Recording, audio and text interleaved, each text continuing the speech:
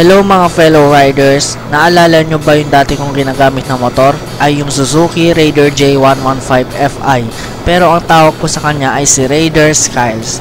Syempre guys at mga fellow riders, kaya wala na siya sa akin at ibinenta ko na dahil iba na ang pakiramdam ko sa kanya tuwing minamaneho ko na siya, kahit malapit man or malayo. Kaya nung last December 1, nung naaksidente ako sa Pangasinan, di ko inaasahan na maaksidente talaga ako nun. Syempre aksidente nga, 'di ba? Ayun nga, pinanggawa ko siya, pinamachine shop ko, pero parang bakit ganun pa din. Hindi na siya yung katulad ng dati na komportable ako sa long rides at pagbabiyahe ko sa malayo. Lagi ko na naiisip dati yung aksidente ko. Pero kung alam nyo lang, halos 5 beses na naaksidente yung motor ko na Suzuki Raider JFI. Una, nakabangga ako noon ng tao. Pangalawa, gabi naman yon, ako na lang inaantay ng mga kaibigan ko dahil birthday. Di ko na naisip na mabilis pala ako magpatakbo noon nung time na yon dahil ako na lang inaantay. Bale, intersection na pala yung nadaanan ko kasi madilim din yung lugar na yon at buti na lang hindi yung truck yung nabangga ko, kung hindi van. At sumalpok ako noon at tumilapon. Halos di sa line lahat yung harapan ng motor ko tapos basag yung mag sa harapan. Tapos tanggal rin ang upuan. Pangatlong aksidente ko naman, gamit ng tatay ko yung motor, angkas niya yung mami ko. Naaksidente sila sa tulay bago bumba sa balon bato dahil may buhangin sila at nasemplang. Syempre nagtamo sila ng minor injury, nagasgas at syempre yung motor ko na naman yung naaksidente. Pang-apat is yung papunta kaming Nueva Ecija. Bali ayos na yung motor ko nun. Naaksidente na naman ako sa MacArthur Highway at nasemplang. Na-desalign na naman yung motor ko kaya yun pinagawa ko ulit hanggang sa nagamit ko na ulit sa long ride.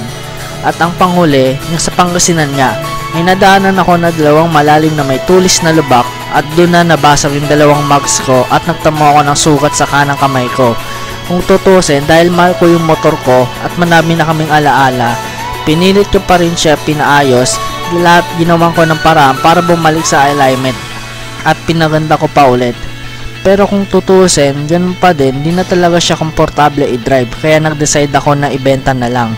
Syempre may mga bagay tayo sa buhay na mawawala pero nagbigay naman ng magandang alaala. Kaso kung lagi ka naman sinasaktan, kailangan mo ng bitawan. Lalo na kung iba na ang nararamdaman mo sa kanya. At syempre, sa bago kong motor, syempre laking tuwa ko na di ko ina-expect na makakapag-upgrade ako. Nung may trabaho pa kasi ako dati, almost pinaghirapan ko talaga magkaroon ng motor kaya nabili ko yung Raider JFI. Dahil sa totoo lang guys, wala po akong bisyo. Bisyo ko lang po mag-ipon ng pera noon at mabili ko talaga yung luho ko.